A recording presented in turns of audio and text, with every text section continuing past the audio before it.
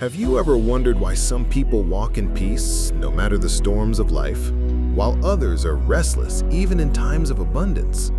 Proverbs Chapter 3 holds the answer, offering one of the most beloved and powerful teachings in all of Scripture.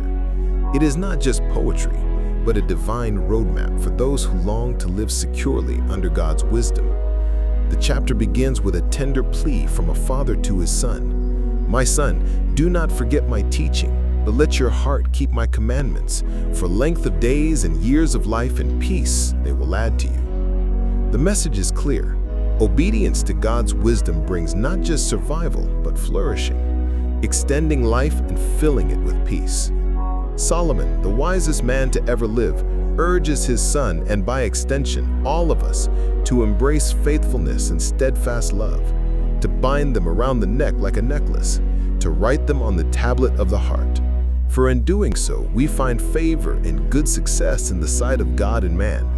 Then comes one of the most quoted and cherished verses in all the Bible. "Trust in the Lord with all your heart, and do not lean on your own understanding. In all your ways acknowledge Him, and He will make straight your paths." This is not casual advice, but a command that defines the very essence of faith. Trust is total reliance, surrendering our own reasoning, ambitions, and pride, and placing our confidence fully in the Lord. When we acknowledge Him in every choice, every step, and every season, He promises to straighten our paths, to remove obstacles, and to lead us into life everlasting. The chapter continues with warnings and promises. "Be not wise in your own eyes. Fear the Lord and turn away from evil. It will be healing to your flesh and refreshment to your bones." True wisdom is humility before God, rejecting the arrogance of self-reliance. Solomon then shifts to practical wisdom about wealth and worship. "Honor the Lord with your wealth and with the first fruits of all your produce. Then your barns will be filled with plenty, and your vats will be bursting with wine." Here, giving is not a loss, but an act of faith and worship, a declaration that all blessings come from God, and that He deserves the first and the best. When we honor Him with our resources, He multiplies provision, ensuring abundance beyond our efforts. Then comes a reminder often overlooked.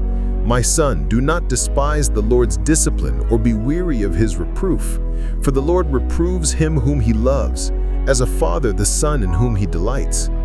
Discipline is not punishment, but love in action. Just as a parent corrects a child to protect and guide, so the Lord corrects us to shape our hearts and guard us from destruction. Accepting His discipline is proof that we are His beloved children.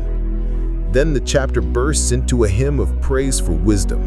"Blessed is the one who finds wisdom and the one who gets understanding, for the gain from her is better than gain from silver, and her profit better than gold. She is more precious than jewels, and nothing you desire can compare with her." Wisdom here is personified as a priceless treasure, surpassing all wealth and possessions. Length of days is in her right hand, in her left are riches and honor. Her ways are ways of pleasantness, and all her paths are peace.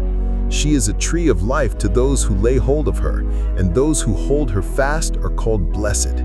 This echoes the image of Eden, where the tree of life symbolized eternal blessing, showing us that wisdom reconnects us with God's original design for life. Solomon then exalts God as the very source of wisdom. "The Lord by wisdom founded the earth. By understanding He established the heavens. By His knowledge the deeps broke open and the clouds dropped down the dew." Creation itself testifies that wisdom is not human invention, but divine essence. If God used wisdom to shape the universe, how much more must we rely on it to shape our lives? The chapter then returns to fatherly instruction. "My son, do not lose sight of these. Keep sound wisdom and discretion, and they will be life for your soul and adornment for your neck. Then you will walk on your way securely, and your foot will not stumble. If you lie down, you will not be afraid. When you lie down, your sleep will be sweet." This is the promise of peace and security for those who walk with God, freedom from fear, confidence in danger, and rest even in the midst of turmoil. Do not be afraid of sudden terror or of the ruin of the wicked when it comes, for the Lord will be your confidence and will keep your foot from being caught. Wisdom not only brings blessing but protection, anchoring us when chaos strikes. The chapter then calls us to righteousness in action. Do not withhold good from those to whom it is due when it is in your power to do it. Do not say to your neighbor, "Go and come again, tomorrow I will give it," when you have it with you. Wisdom is not merely knowledge, but love in practice, generosity in action, righteousness expressed in how we treat others. Do not plan evil against your neighbor who dwells trustingly beside you. Do not contend with a man for no reason when he has done you no harm. Do not envy a man of violence, and do not choose any of his ways. These commands emphasize that wisdom builds community, while envy and violence destroy it. The chapter closes with a sobering contrast.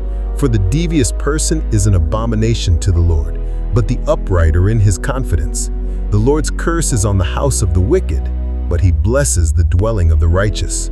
Toward the scorners he is scornful, but to the humble he gives favor.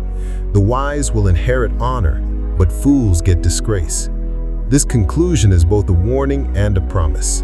The wicked may prosper for a moment, but their end is destruction. The humble and the righteous may suffer for a season, but they inherit eternal favor and honor from the Lord.